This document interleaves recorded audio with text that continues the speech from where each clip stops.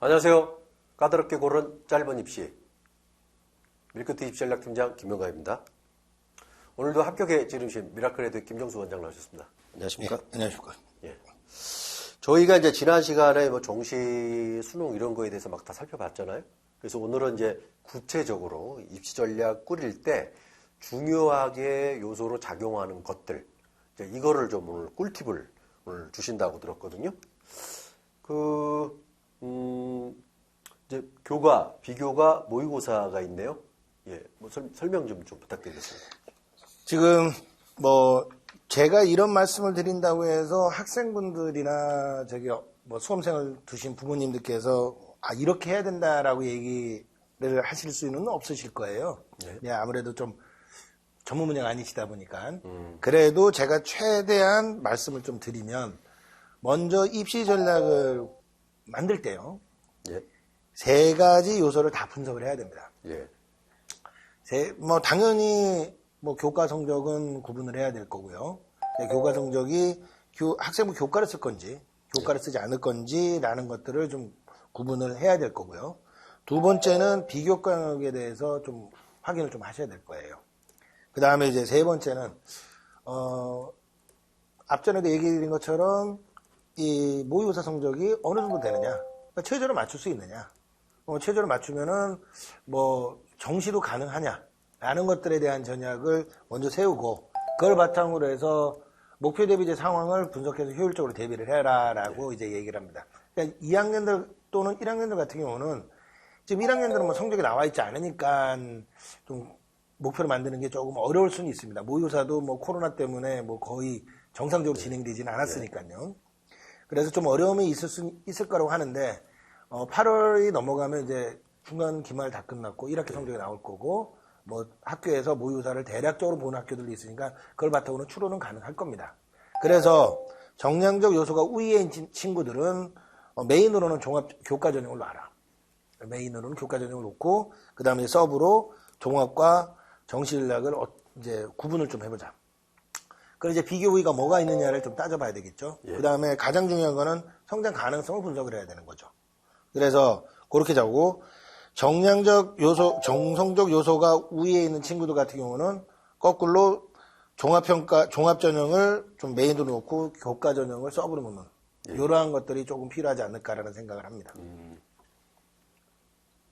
그러면은, 저희가 여기를 정성적 요소로 좀 바꿔야겠네요. 예, 좀 못하는 예. 그래서 지금 이제 또 이제 궁금한 게 이런 거거든요. 상담하다 보면 이제 학생들이 이제 저는 학평이 맞아요. 저는 교육청이 맞아요. 자기 좋은 대로 막 해석하잖아요. 근데 이 모의고사 이제 저희가 사실 중요한 건 6평하고 9평인데 이걸 어떻게 좀 활용하면 좋을까요? 그러니까 고3하고 N수생 좀 나눠서 좀 설명해 주신다면. 그러니까 재수생을 조금 설명을 드리면, 재수생들은 6월, 9월 해가지고 평가원 모의고사는 볼 수 있는데, 예. 교육청 모의고사는 못 봅니다. 예, 그렇죠. 예. 그래서 교육청 모의고사는 이제 자기가 다운을 받아서 본다든지 학원에서 이제 보는 경우가 있죠. 그래서 뭐가 틀렸는지 잘 몰라요. 근데 재수생 같은 경우 그러니까 제일 중요한 거는 자기가 뭐가 어디 부분에서 틀렸는지를 찾아내야 되는 게 가장 관건이죠. 그 재학생은 4월 달이든 5월 달, 3월 달이든 교육청 모의고사 보지 않습니까? 거기서 틀린 부분을 찾아내는 거. 거기에 대한 집중학습. 그것이 요청이 된다라고 봅니다. 예.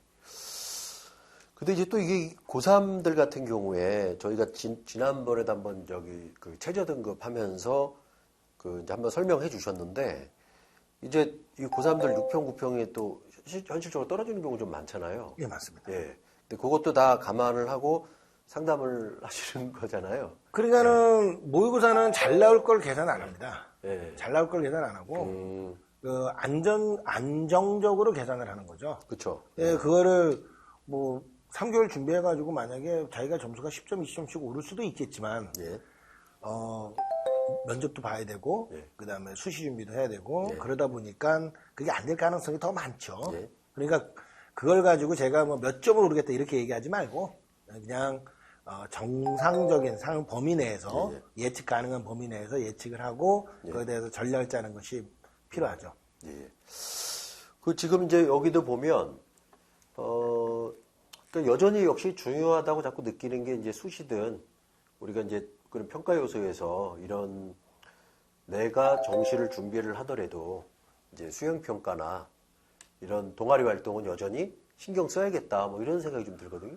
예, 지금 이거는 이제 고등학교 1, 2학년들을 대상으로 이제 계속 이제 반복적으로 말씀을 드리는데, 이제 저도 이런 반복을 드리다 보면은 좀 질리지 않을까라는 생각을 해요. 근데 부모님들이 한 번 듣고 뭐 좀 까먹는 것도 있고 애들 같은 경우도 좀 까먹어서 제가 이제 지금 정보가 너무 많으니까 다 그냥 들으면 까먹어요. 그래서 제가 전화번호 조금 까먹고, 예. 뭐 강조해서 말씀을 드리면 예. 저 요소별로 주요 전략들을 짜는 방법들이 약간씩은 다르다. 그래서 관심을 둬야 될 부분, 특히 정성적 요소라고 얘기하는 부분은 동아리 활동, 제일 중요합니다. 이제 이 다음 시간에 제가 이제 학생부에 대해서 이제 집중적으로 말씀을 드릴 텐데, 구체적 사례. 예, 그렇죠. 다음 예. 시간에요. 그래서 동아리 활동이 생활기록부에서 차지하는 비중이 상당히 높은 거를 보실 수가 있거든요. 예. 그래서 동아리 활동을 일단은 제일 많이 관리를 해라. 왜, 뭐, 화학 동아리다. 근데 화학과 가고 싶다. 그럼 거기서 좀 의미 있는 활동. 뭐 꼭 상은 안 받아도 되는데, 네. 뭐 화학을 하는데 그냥 아주 뭐 고등학교 내신은 요리를 1, 2등급 맞는 친구가 화학을 하는 게 뭐 중학교에서 화학 실험 정도를 했다. 그러면은 조금 그 내신 성적에 대한 의심을 받아요. 예. 그러니까 동아리 활동을 하면서 그거보다 약간 조금 높은 거 또는 그 교과성을 좀 심화시킨 거 그런 활동들이 자꾸 동아리에서 이루어져야 되죠. 게다가 자율활동이 이제 못 쓰게 돼, 자율 동아리를 못 쓰게 돼 있으니까 이제 정규 동아리, 보통 창체 동아리라고도 얘기하고 정규 동아리라고 얘기하는데 그 활동에서 자신이 원하는 분야를 계속적으로 충돌하고 부딪히고 탐구하고 하는 과정들이 조금 필요하고 그리고 모든 학교에서 얘기하면 전공 관련 교과 성적도 굉장히 중요하다. 예. 예, 그런 것들. 그리고 가장 중요한 거는 느낌의 평가가 정성적인 평가라고 얘기를 드렸지 않습니까? 예.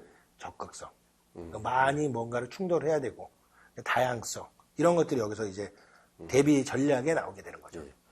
뭐 자율 동아리 말씀하셨는데 이제 뭐 그 엄마 찬스, 아빠 찬스 소논문도 이제 그렇죠. 예. 이제 이런 게 굉장히 논란이 됐었기 때문에 저도 개인적으로 그 학생들 이렇게 상담하다 보면 이 소논문 발표한 거 보면 야, 너 진짜 이거 네가 혼자 한 거야?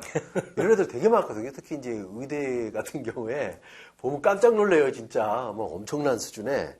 그래서 이제 그런 것들은 이제 저도 개인적으로는 좀 없어지는 게 맞지 않나 뭐 이런 생각도 좀 저도 들고. 거기에는 예. 절대적으로 공감을 합니다. 예.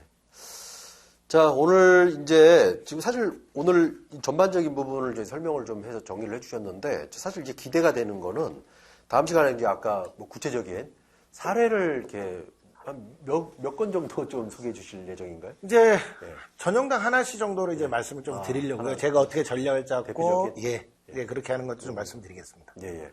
오늘 좋은 말씀 감사합니다. 예.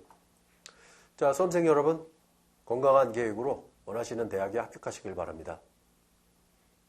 감사합니다.